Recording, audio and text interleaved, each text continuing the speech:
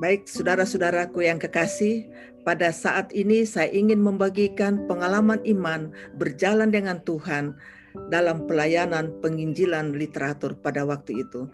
Dan saudara, judul yang saya ambil pada saat ini adalah bagaimana rahasia berkat Tuhan di dalam pelayanan kami pada waktu itu. Sebelum kita mulai atau kita mendengarkan renungan yang singkat ini, baiklah kita tunduk kepala dan kita berdoa. Tuhan, Bapa di dalam surga, kiranya Engkau akan memberkati kami semua, terlebih saudara-saudaraku yang kekasih yang mendengar renungan pada saat ini. Tuhan akan memberkati, kiranya akan menjadi berkat bagi kami semua. Tuhan memberkati kami berdoa di dalam nama Yesus. Amin. Saudara-saudaraku yang kekasih, kesempatan pada saat ini, sebuah judul yang saya coba pilih adalah rahasia berkat Tuhan.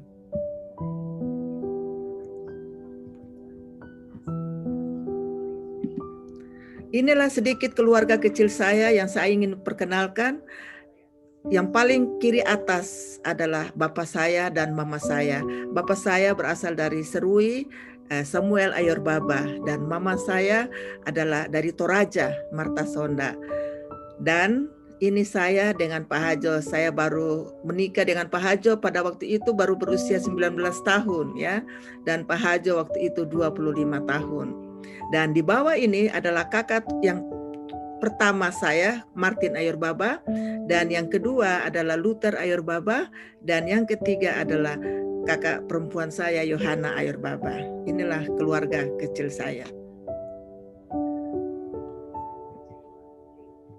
Saudara-saudara sekalian, ketika kita sudah mengikuti bagaimana perjalanan pelayanan keluarga kami sejak kami menikah dari tahun 77 dan sampai tahun 1987, 10 tahun perjalanan dalam rumah tangga kami. Saudara-saudaraku yang kekasih, ternyata Pak Hajo menderita sakit di tahun 1987. Pada waktu itu kami coba pergi ke dokter. Pada waktu kami ke dokter, inilah ujian yang cukup berat bagi kami, tapi kami tetap memiliki iman kepada Tuhan yang kami percaya. Dokter katakan, Bapak angkat berat.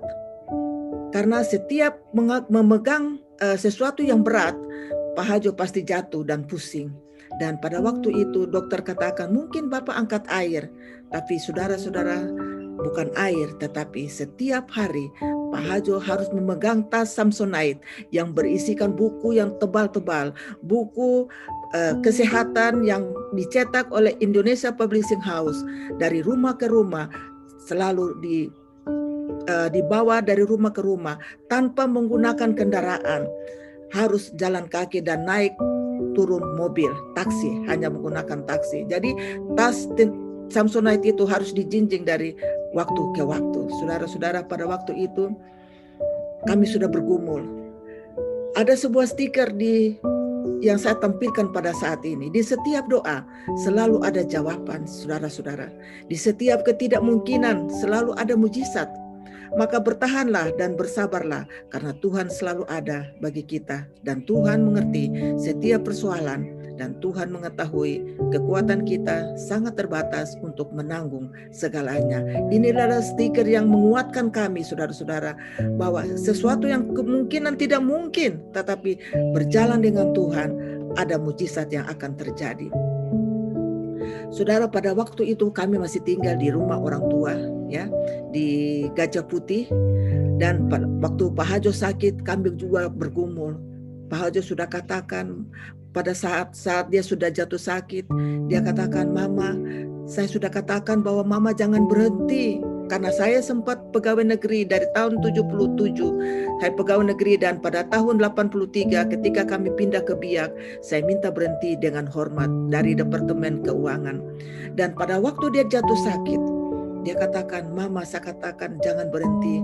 Ini kami masih menumpang di rumah orang tua. Kami tidak punya uang untuk membeli rumah.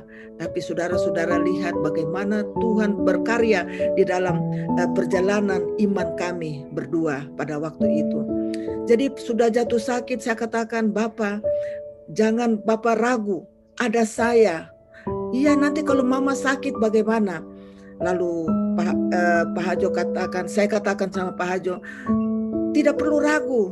Nanti kalau sakit, Bapak tidak perlu ragu, ada Tuhan. Iya, Tuhan mau juga kita harus bekerja. Itu kata-kata beliau. Dan saudara-saudara lihat pada waktu itu, saya bilang sama Pak Hajo, Bapak tes. Karena supaya kita tidak punya rumah. Kalau bisa kita bisa ambil rumah pada waktu itu.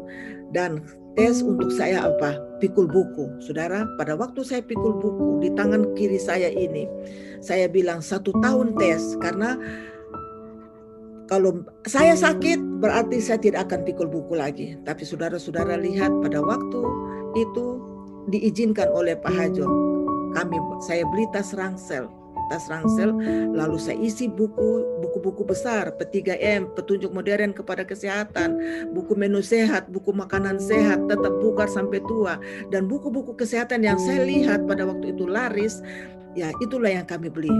Pada waktu saudara-saudara tahu, 1 tahun saya pikul buku, selama 1 tahun Pak Hajo berbicara dan saya yang pikul buku.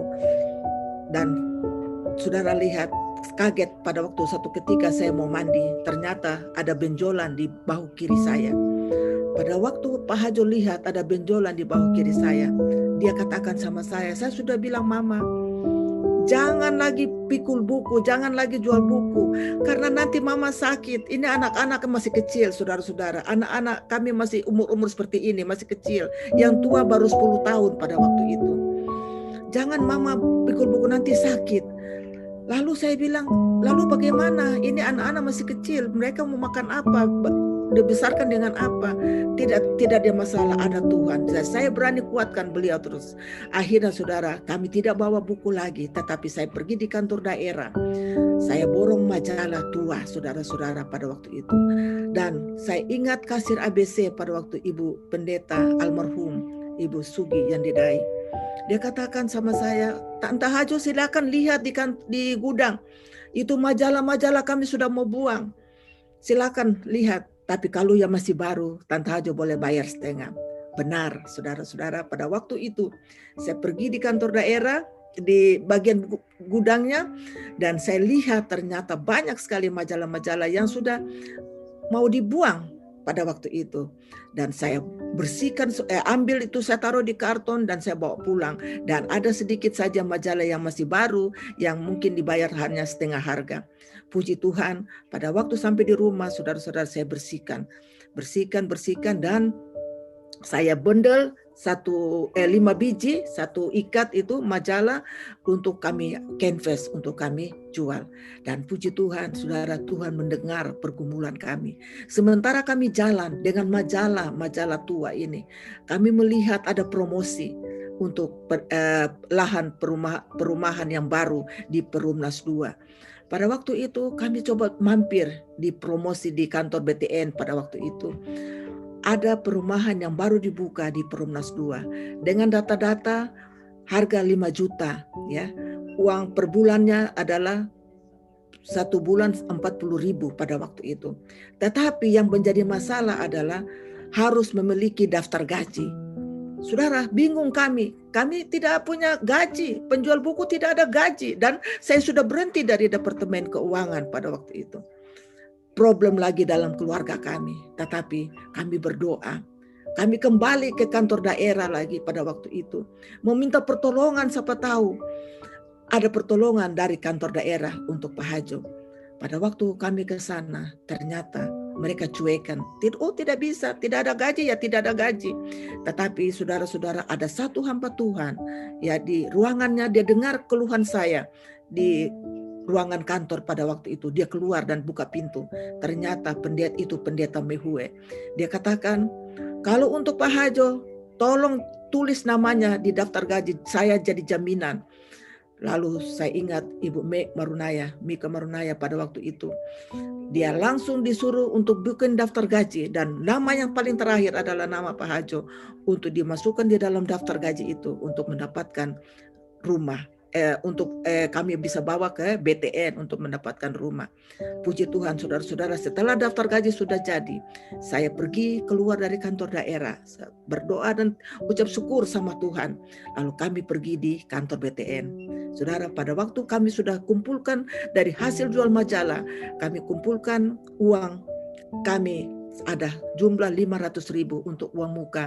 Kami bawa ke BTN, lalu dari BTN bilang, Bapak silakan pilih. Ada dua nomor rumah waktu itu, yaitu nomor 77 dan nomor 78. Pada waktu itu Pak Hajo langsung dengan spontan mengatakan, oh saya pilih nomor 77. Tahu karena anak saya lahir pada tahun 77. Inilah dengan bangganya dia katakan nomor 77, dan inilah rumah nomor 77 yang ada di Perumnas 2 yang kami tempati sampai almarhum Pak Hajo meninggal di rumah ini. Saudara-saudara, singkat cerita, rumah ini belum seperti ini saudara ya, ini sudah besar.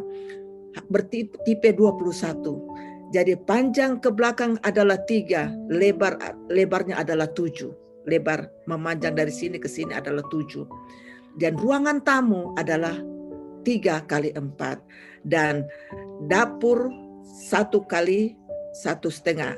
Dan kamar mandi pun 1 kali 1,5. Jadi 3 kali 3.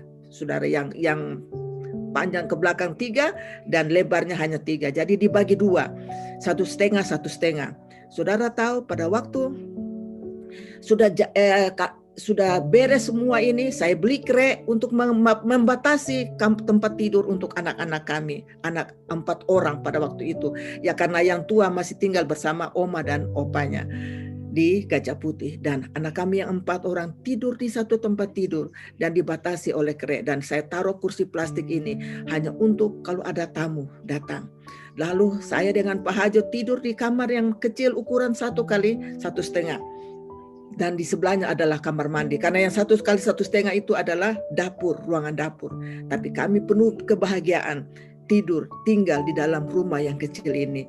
Kami bisa berdoa kepada Tuhan, mengucap syukur bagaimana Tuhan begitu baik. Di saat-saat kami tidak mampu, tapi Tuhan menyediakan jalan bagi kami. Saudara, kehadiran orang tua bagai cahaya yang sinarnya mampu menembus kegelapan dan menerangi jalan hidup anak-anaknya. Orang tua saya masih menyaksikan cucu-cucunya, masih menyaksikan anak-anak saya. Demikian pula anak-anak masih kecil, tetapi dengan kehadiran kami orang tua, anak-anak penuh dengan semangat, penuh dengan kebahagiaan melihat kedua orang tua kami, saya dengan Pak Hajo, dan juga melihat opa dan oma mereka. Saudara, saya mau cerita sedikit kisah anak kami yang sulung. Inilah Nona yang besar. Saudara perhatikan fotonya ya. Pada waktu dia masih remaja, dia saudara tidak menikmati masa remajanya dengan baik, oleh karena dia harus menyelesaikan SMP-nya bersama oma dan opanya di Gajah Putih, dan kami sudah pindah di Perumnas 2 Waena pada waktu itu. Saudara tahu, setiap hari kadang-kadang dia belum makan, dia harus pergi mengisi air di jerigen jarak 1 kilo, saudara-saudara. Mengisi air, lalu mengisi drum yang 200 liter. Bukan hanya drum, bak air di kamar mandi dia harus isi. Saudara bisa bayangkan, kadang-kadang dia sudah tidak mampu. Karena dia bilang, Mama, kadang-kadang saya belum makan, tapi saya harus isi air, kasih penuh. Tapi kalau ada kasihan mama tuanya, sudah kau makan dulu, atau opa dan oma bilang makan dulu baru pergi isi air. Kadang-kadang seperti itu, tapi lebih banyak dia harus berkorban waktunya.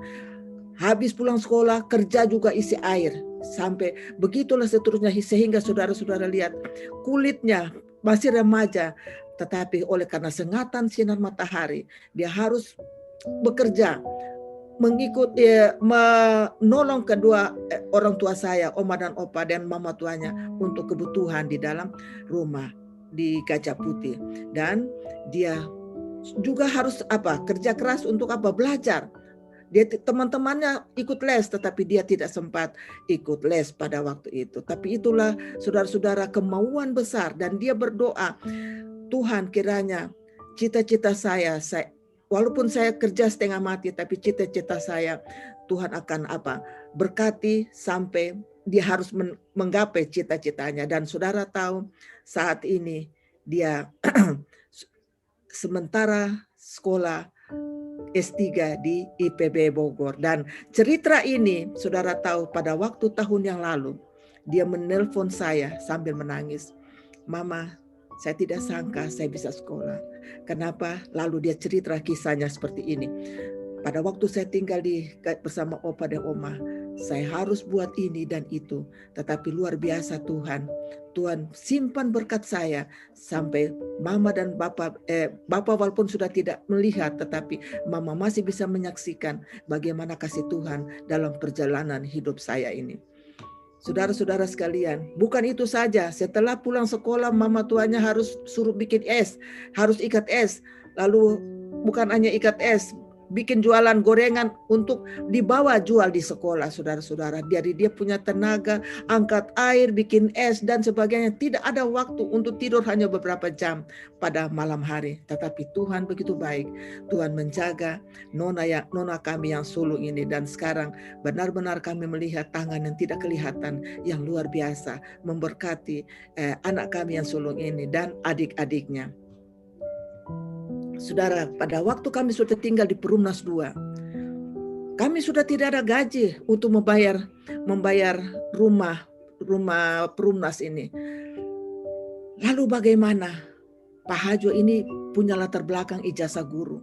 Sementara kami habis renungan pagi itu, dia katakan begini sama saya, Mama, saya ini punya ijazah guru, kita berdoa.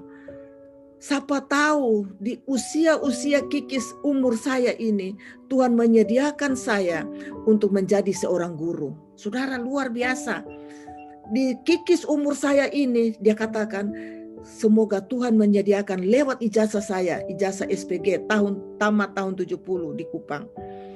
Setelah kami berdoa pada waktu itu, saudara-saudaraku yang kekasih, kami keluar dengan membawa majalah yang saya sudah beli cukup banyak dari kantor daerah. Pada waktu kami sementara jalan menuju ke kantor gubernur, pada waktu itu Pak Hajo bilang, kita pergi ke kantor gubernur. Belum sampai di kantor gubernur, saudara-saudara tahu yang kota Jayapura, yang pernah tinggal Jayapura, kita akan melewati kantor bupati. Dan pada waktu kami taksi menuju ke kantor gubernur, kami lihat di sebelah kiri kantor bupati banyak orang. Lalu kami bilang, sudah kalau begitu taksi stop. Kami tidak lanjut, kami turun di kantor bupati. Ada apa ini? Tapi orang pegang map, ya. Oh, berarti ini kayaknya ada penerimaan, tapi kita tidak tahu penerimaan apa pada waktu itu. Dan saudara-saudara, pada waktu kami turun, kami pergi di kantor bupati, kami lihat di papan pengumuman di situ, ternyata penerimaan guru untuk ke pedalaman. Kami lihat persyaratannya, dibutuhkan ijazah yang memiliki ijazah SPG, luar biasa saudara-saudara. SPG, lalu umur batas 40 tahun, sedangkan Pak Hajo pada waktu itu umur 38 tahun. Wah, akhirnya kami tidak jadi ke ini, kami langsung masuk mau canvas di personalianya. Waktu itu Pak Leon Nufna masuk, dan pada waktu kami ketemu Pak Leon Nufna, langsung Pak Leon Nufna bilang apa? Bapak punya ijazah guru? Ya, saya punya ijazah SPG tamat tahun 70. Bapak bawa, Bapak tanpa tes. Luar biasa saudara-saudara. Pada waktu itu Pak Leon Nufna katakan tanpa tes. Singkat cerita, beliau, besok Bapak bawa, Bapak pulang dan persiapkan persyaratan, hanya persyaratan. Lalu tes hanya persyaratan, ya, nanti tanggal 1 tes. Hanya persyaratan, tetapi Bapak kami sudah golkan karena yang kami butuh adalah ijazah SPG. Saudara-saudaraku, pada waktu itu kami berdoa dengan Bapak ini, lalu kami pulang cepat-cepat. Pulang, persiapkan lamaran, lalu ijazah dipersiapkan, besoknya kami bawa. Pada waktu kami bawa, tanpa komentar lagi, langsung mapnya Pak Hajo dilingkar dan mengikuti tes secara formalitas tanggal 1. Singkat cerita, Pak Hajo mengikuti tes dan tanggal 5 pengumuman keluar. Pada waktu pengumuman keluar, Pak Hajo tidak mau lihat. Kenapa? Karena beliau sendiri yang ikut tes pada waktu itu ragu. Karena sudah berapa puluh tahun yang lalu, ya. Berapa puluh tahun yang lalu tamat, 18 tahun yang lalu waktu itu tamat. Dan dia sudah pikir saya tidak bisa isi lagi pada waktu saya ikut tes kemarin. Jadi untuk lulus kemungkinan tidak. Terus saya yakinkan sama beliau, Bapak masa tidak percaya? Pak Leon Nufna sendiri bilang, Bapak ini hanya formalitas. Bapak punya map sudah dilingkar dan pasti lulus. Akhirnya lihat pengumuman, mama pergi lihat. Saya tidak mau. Masih tetap ragu saudara-saudara, karena rasa tidak mungkin, karena banyak sekali yang ikut tes pada waktu itu. Akhirnya pada waktu saya pergi lihat, Bapak pun nama nomor 1 keluar. Masa? Iya nomor 1, dan hanya diterima sekitar 20 orang dari 300. Dari 300 pelamar pada waktu itu 20 orang yang tembus guru untuk ke pedalaman. Saudara lihat, bukan main, Tuhan jawab jam itu. Hari itu kami mau pergi, beliau katakan, Tuhan, saya punya ijazah guru di kikis-kikis umur. Semoga Tuhan dengar doa kami pada penunggu pagi pada pagi hari itu. Dan Tuhan jawab, saudara-saudara. Siapa mau tahu ada penerimaan? Tidak mungkin, tidak ada punya radio, tidak ada dengar berita. Tapi pada waktu kami arah menuju kantor gubernur, dan disitulah Tuhan memperlihatkan langsung dan jawaban langsung pada waktu itu. Saudara, bukan itu saja. Pada waktu saudara Hajo sudah jadi guru, beliau dibekali dengan peralatan masak ya untuk ke pedalaman lengkap, 1 ransel, 1 tas ransel besar, kemudian sudah dapat gaji sebagai pegawai negeri pada waktu itu, saudara. Dan kami memulaikan bisnis kami kecil-kecil karena gaji 80.000 pada waktu itu. Apa yang saya buat, saudara-saudara? Saya buat kue jalangkote setiap pagi. Setiap pagi dari malam saya sudah persiapkan bahan-bahannya, pagi-pagi digoreng, dan juga buat es, saudara, untuk dibawa ke sekolah. Dan saudara, gaji pegawai negeri pada waktu itu 80.000. Satu hal yang saya mau kasih tahu untuk saudara-saudara sekalian yang dengar kesaksian saya ini, bagaimana berkat Tuhan lewat kesetiaan sama Tuhan. Kami bukan hebat, saudara-saudara, kami tidak ada apa-apa, tetapi kami ketika mendengar bagaimana penata layanan setia sama Tuhan, disitulah ada sumber berkat Tuhan. Saudara tahu, gaji 80.000, saya keluarkan perpuluhan saya ya untuk gereja, untuk Tuhan 8.000. Kemudian saya punya persembahan terpadu, saudara, orang bilang perpuluhan kedua, teman terpadu 8.000. Sisanya 16.000, jadi 64.000. Sisanya 64.000. Dari 64.000 itu, saudara, saya potong 40.000 untuk uang rumah. Dari uang rumah sudah selesai, sisa 24.000. Apa yang saya buat untuk 24.000? Untuk biaya makan tidak cukup, saudara ya. Tapi saya punya akal yang Tuhan kasih. Saya beli bahan kue untuk saya bikin jualan tiap hari. Jual di sekolah. Kue-kue inilah yang saya buat selama Pak Hajo menjadi guru. Sudah pindah profesi sementara jadi guru. Tapi setiap pulang sekolah, majalah-majalah yang kami sudah borong di kantor daerah, tetap itu di hati kami. Tetap kami pulang, baru sudah capek, kami tetap 1-2 jam keluar dengan majalah tua yang kami harus jalan dari rumah ke rumah lagi. Sudah tidak pegang berat karena saya yang tenteng itu majalah, Pak Hajo berbicara. Saudara-saudara sekalian, ini ada gambar mobil, saudara. Saya kalau ingat mobil ini, saudara, hati tersayat, saudara. Saudara Hajo pegang map di tangan kirinya, ya. Lalu 1 termos es di tangan kanan. Sambil pegang map, tangan kiri itu jepit map, pegang keranjang jalangkote di tangan kiri, saudara. Lalu bawa 2 anak kami yang masih kecil. Ellen masih kelas 3 yang bungsu, dan yang Soraya baru kelas 5. Harus naik taksi, saudara, harus 3 kali dari Perumnas 2 ini untuk pergi di SD Advent Argapura pada waktu itu. Saudara, pada waktu naik taksi pertama, supir taksi tanya, Bapak bayar berapa? Bapak punya bawaan ini banyak, saudara-saudara. Belanjaan ini banyak. Bapak bayar berapa? Saya bayar 1. Kami tidak punya uang taksi. Bapak naik taksi lain, ya. Tapi saudara lihat, betul-betul beliau, Tuhan luar biasa. Hanya saya katakan pada kesempatan ini, Tuhan itu luar biasa. Beliau bertahan. Sudah saya punya anak yang bungsu. Saudara, dia pangku Ellen yang bungsu. Dan Soraya ini duduk di tempat yang biasanya di balik sopir itu ada tempat mesin itu. Dia duduk di situ dan kadang-kadang dia bilang, Bapak saya berdiri, saya punya pantat panas ya karena di tempat itu mesin. Tetapi begitulah dari situ, dari Perumnas 2 ini saudara turun di AB namanya, naik ganti taksi Star Wargon. Taksi Star Wargon ini saudara itu akan bawa ke Entrop. Sama juga sopir taksi menuntut bayar saudara. Ganti taksi yang ke Entrop ini warna hijau. Untuk dari sinilah dibawalah ke SD Advent Argapura. Saudara, bukan sampai di situ. Besoknya tunggu berjam-jam. Kenapa? Karena supir taksi sudah tahu, kasihan Pak Guru ini dia tidak bayar taksi, saudara. Dia tidak bayar taksi, itu dia punya bawaan itu banyak. Dia punya anak itu sudah besar-besar, tapi tidak bisa dibayar. Jadi kadang-kadang taksi itu lewat. Sudah waktu berjalan, taksi lewat, tetapi Tuhan baik. Tuhan kirim ada orang yang baik. Ada Pak D, orang Jawa pada waktu itu. Yang selalu kalau dia lewat, mereka tunggu Pak D ini.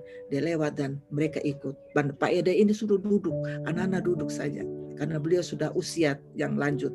Dan puji Tuhan saudara-saudara, waktu begitu terus, waktu berjalan terus. Tetapi dengan ketabahan, dengan pertolongan Tuhan. Yang kami rasakan ini hanya pertolongan Tuhan. Mental kami malu sebenarnya, tapi mau apa mau boleh buat ya saudara-saudara. Ini butuh perjalanan hidup. Kadang-kadang tidak makan, hanya nanti beli nasi kuning di sekolah. Karena saya baru bikin kue saja untuk jualan sudah kejar waktu. Jam 6 sudah harus berangkat ke sekolah untuk sampai di sekolah. Dan saudara tahu, Pak Hajo begitu turun di sekolah, itu kue itu langsung ser. Tidak sampai jam istirahat kue kami habis. Pak Hajo katakan, Mama bikin lagi lebih banyak besok. Saudara, waktu berjalan 1-2 hari, semakin banyak saya bikin itu kue, habis. Tetapi saudara tahu yang satu pergumulan, dicemburuilah oleh guru-guru pada waktu itu. Aduh Tuhan, hanya kue yang harga Rp200 pada waktu itu, 1 biji Rp200. Masih lagi kami dicemburui. Tapi itulah Tuhan izinkan perjalanan iman ini. Izinkan untuk bagaimana ketahanan kami, bagaimana ketergantungan kami sama Tuhan. Saya dicemburi, kami tidak marah, kami diam saja. Sudah Bapak tidak usah bawa kue lagi. Saya akan bikin kacang goreng, bikin keripik bawang. Bapak taruh dalam tas, saudara-saudara, apa yang dibuat oleh Pak Hajo pada waktu itu. Karena sudah tidak diizinkan untuk bawa kue banyak-banyak lagi. Terus saya bawa itu tas, anak-anak didik bilang begini, ser bawa di kelas. Sampai anak-anak didik bisa memperhatikan gurunya. Sampai berkata demikian rupa, ser bawa di kelas. Akhirnya Pak Hajo bilang, Mama bikin, saya taruh dalam tas dan saya bawa di sapnya kelas. Dan saudara tahu pada waktu itu guru-guru rupanya perhatikan. Kenapa anak-anak murid Pak Hajo ini tidak belanja kami punya jualan.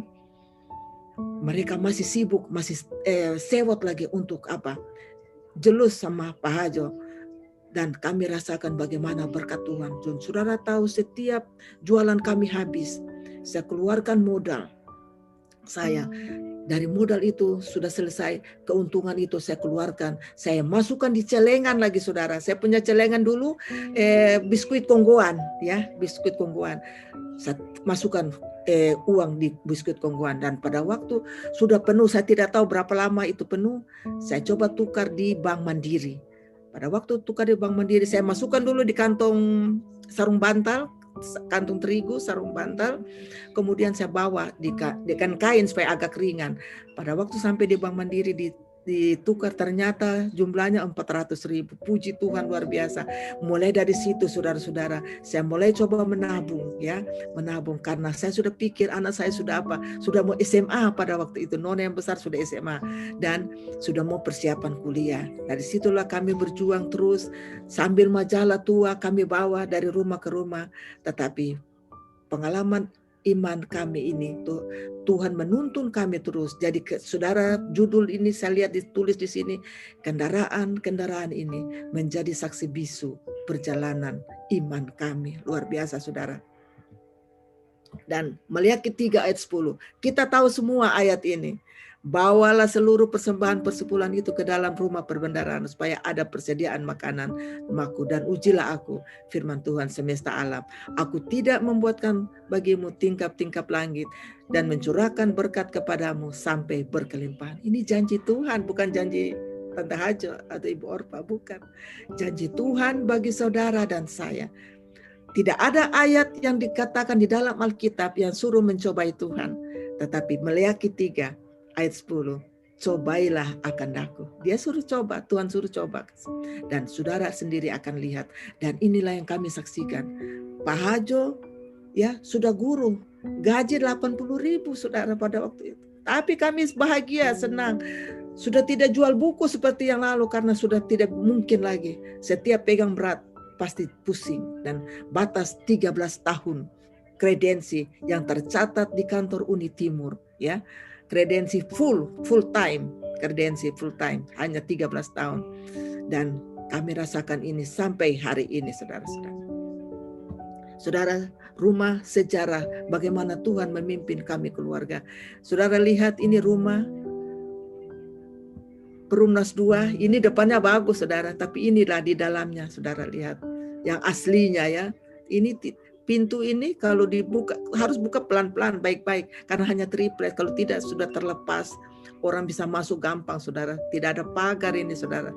Ini kami kalau goreng-goreng itu kamu harus kasih masuk di dalam sini, karena kalau tidak ini bisa pencuri kami punya wajan dan sebagainya karena tidak ada pagar. Dan inilah situasi, tapi kami penuh dengan kebahagiaan membesarkan anak-anak kami di dalam keluarga kami di rumah ini saudara-saudara. Pada tahun 1995 disitulah anak kami yang tua, yang saya tadi sudah cerita bagaimana pengalamannya pada waktu dia masih SD dan SMP di oma dan opanya. Dan sekarang dia sudah siap untuk ke Unai Bandung. Tapi pada waktu itu tidak gampang saudara. Bapaknya Pak Hajo tidak setuju. Gak ada uncen. Jangan anak perempuan pergi sekolah jauh-jauh. Tapi dia punya kemauan. Dia katakan, Mak, kalau tidak kuliah di Bandung, saya tidak mau sekolah. Tunda sampai mama dan bapak ada uang. Lalu saya katakan sama dia, ayo kita dua pergi ke kamar belakang, kita berdoa. Di kamar belakang kami dua bertelut dan berdoa. Pada waktu berdoa, saya bilang, sebelum berdoa, saya janji sama dia. Mama mau ikat janji dengan Tuhan. Kalau mama telepon, habis berdoa, mama telepon bapak tua angkat, berarti Tuhan jawab Nona ke Bandung. Tapi kalau bapak tua tidak angkat, berarti Nona tidak bisa ke Bandung. Itulah jawaban yang saya harus pakai untuk kasih sama Nona.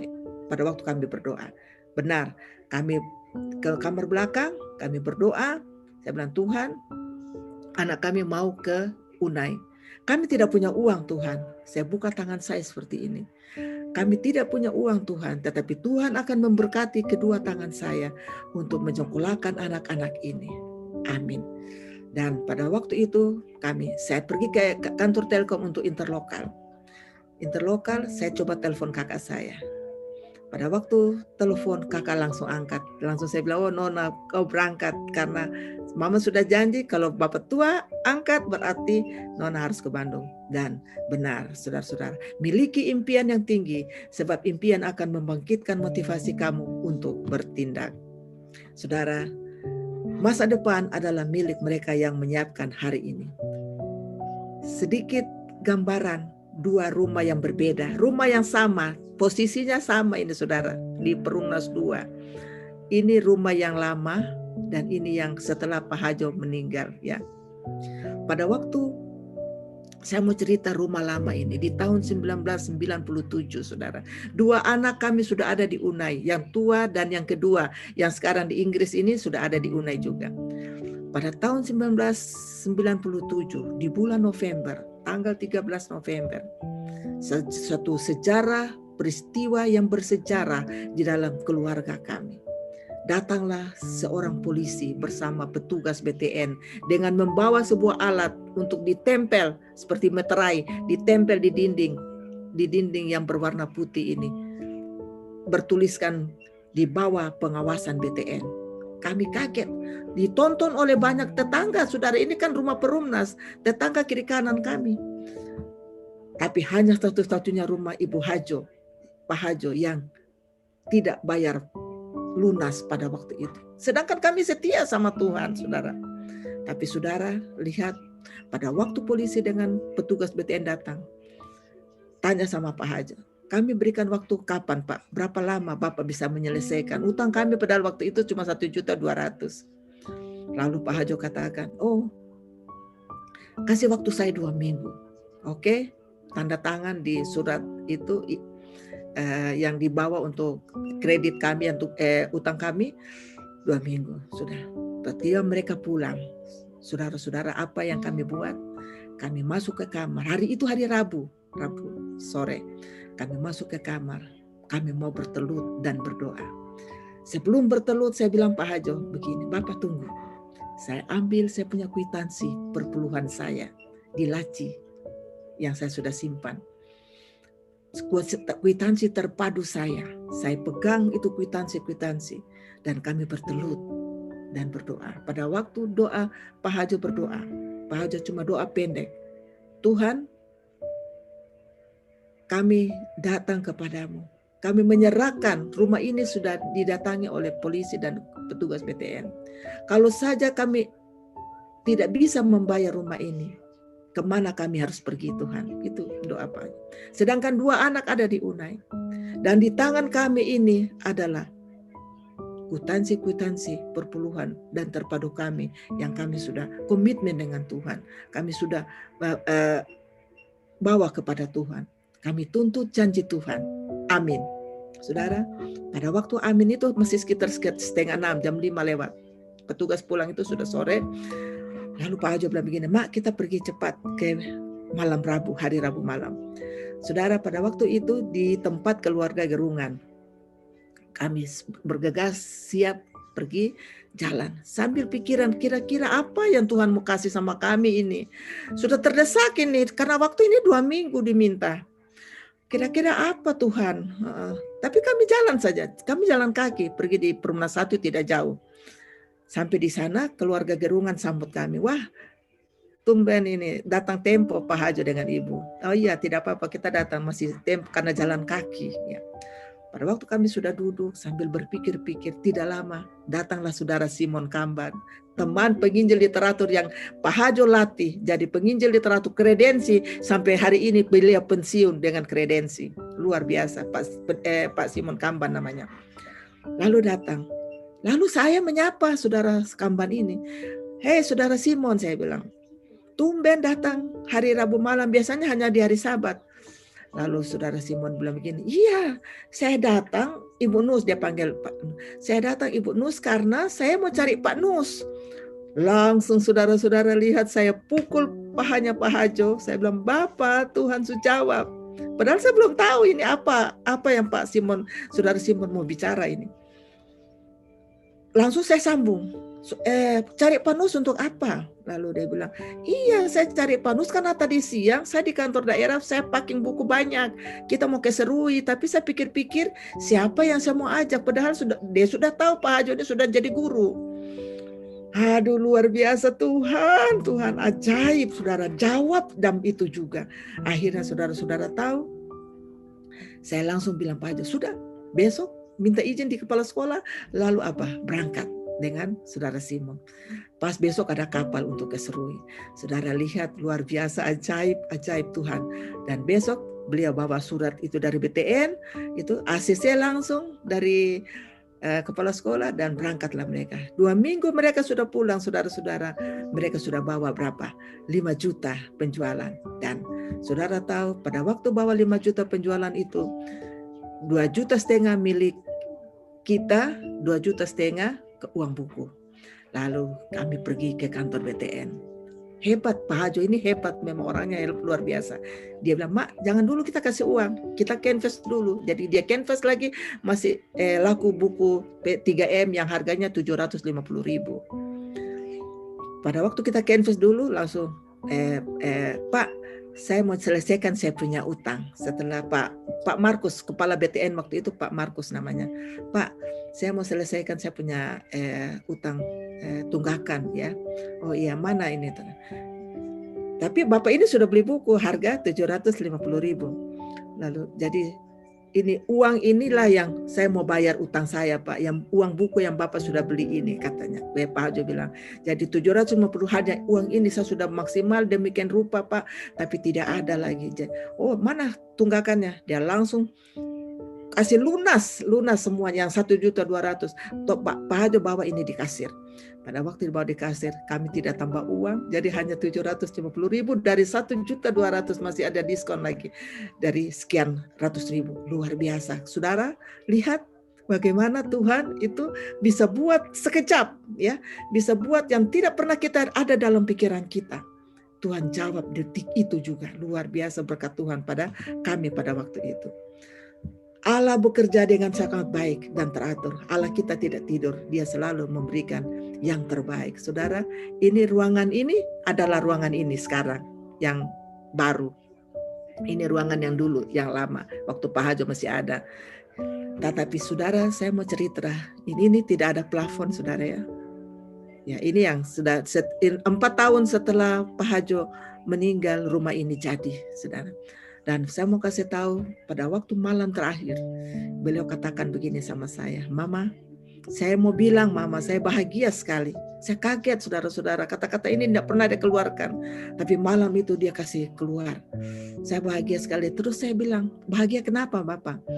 Mama tahu, saya bahagia karena saya punya tenaga muda saya kasih untuk Tuhan. Oh saudara-saudaraku yang kekasih, ketika saudara melayani Tuhan, jangan kita bersungut saudara. Saya melihat dari pengalaman almarhum Pak Hajo ini luar biasa. Jadi malam itu dia bilang saya berbahagia.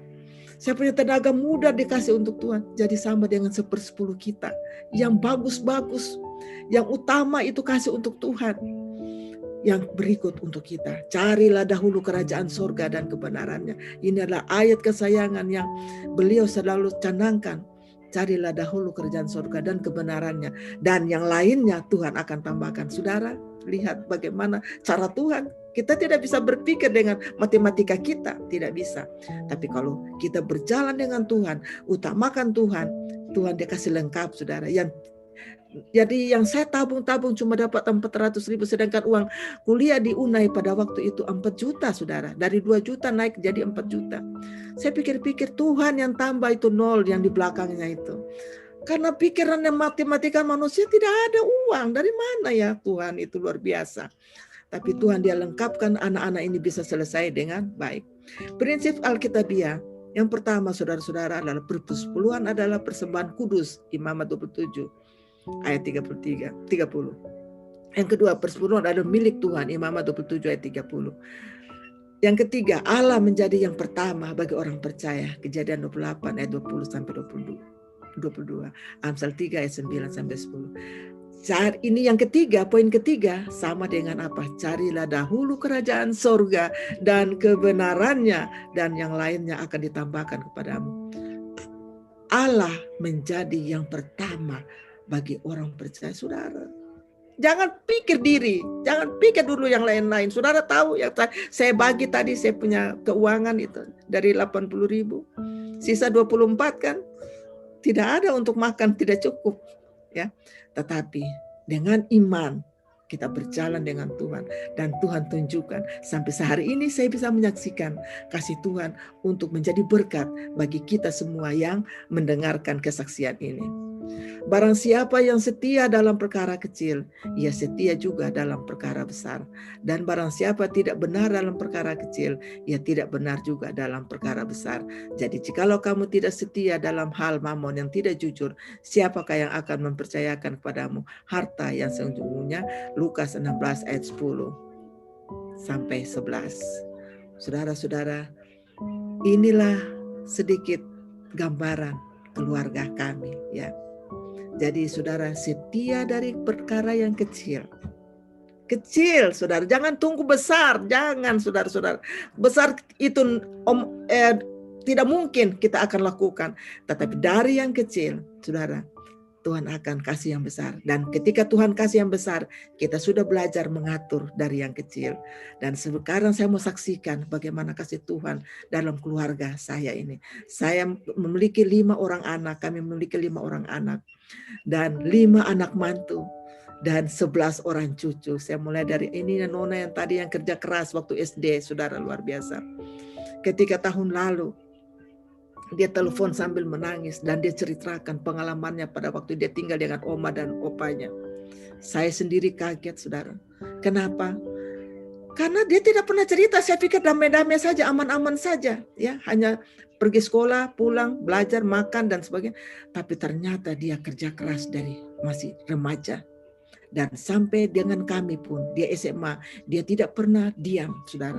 Nona yang tua itu sebabnya adik-adiknya saya cerita ini, kalian tolong hargai kalian punya kakak. Nona ini luar biasa. Bukan hargai, hormati berlebihan, tidak. Tapi dari dia memberikan contoh kepada adik-adiknya bagaimana kerja keras dari masih muda, ya, masih muda, dan dia menikmati sekarang. Dia rasakan berkat Tuhan. Dia sekarang sementara belajar ambil S3 di IPB Bogor, saudara.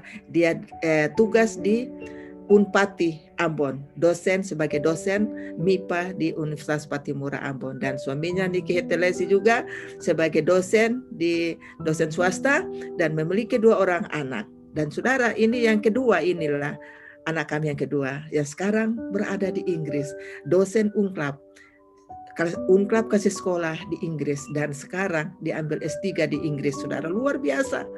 Di manakah kami yang tidak punya gaji, ya, yang tidak punya keuangan cukup bisa begini ini anak-anak, saudara? Kalau bukan Tuhan, ya. Mazmur 127, kalau bukan Tuhan yang membangun rumah, sia-sia orang yang membangunnya. Hanya Tuhan satu-satunya. Kalau kita andalkan Tuhan dan kita utamakan Tuhan, carilah dahulu kerajaan surga, saudara. Saya bisa bercerita sekarang ini karena saya salah satu saksi hidup, saudara, yang merasakan dari awal, ya. Kesaksian saya sudah ada 3 bagian. Bagian pertama, bagian kedua, ya, dan bagian ketiga. Ini bagian kedua, saudara. Bagian kedua dan bagian ketiga sudah ada juga rekamannya. Dan saudara, bagaimana pimpinan Tuhan dalam keluarga kami. Menikah dengan Telvi Kasenda, ya, sebagai dosen perawat juga, dan memiliki 3 orang anak cucu, Andrea, Jojo, dan Steve. Dan yang ketiga adalah pendeta James Hajo, tugas sebagai pendeta wilayah di Jemaat AB Pura, Papua, Jayapura, Papua. Menikah dengan Dana Senewe, memiliki 3 orang cucu. Dan ini yang keempat, saudara, yang tadi duduk di mobil itu, yang supir-supir taksi mengomel sama dia, saudara, dia menikah, Soraya Hajo menikah dengan pendeta Paul Rakmeni, memegang jemaat di Argapura, jemaat besar, saudara, di Argapura, dan memiliki 2 orang anak, Safi Rakmeni dan Sansa Rakmeni. Dan Epi adalah anak yang mereka bawa dari Wamena, yang sudah banyak membantu keluarga pendeta Rakmeni. Terima kasih, Epi, ya. Dan yang kelima adalah Ellen Hajo, menikah dengan Eki Hussein, memiliki 1 orang anak, 1 orang cucu. Dan Eki sementara belajar di UNAI Bandung, mengambil jurusan filsafat. Puji Tuhan, saya tidak memiliki uang yang banyak, saudara-saudara, tetapi harta anak-anak ini yang akan dibawa pulang ke sorga. Pak Hajo akan kaget pada waktu bisa anak-anak ini muncul di dalam kerajaan sorga nanti. Kaget sampai bisa semua bisa bertemu nanti dengan Pak Hajo. Dan ini kita akan saksikan bagaimana kasih Tuhan di dalam perjalanan kehidupan kita ini. Kiranya Tuhan akan memberkati kita sekalian. Saya bawa di dalam nama Yesus. Amin.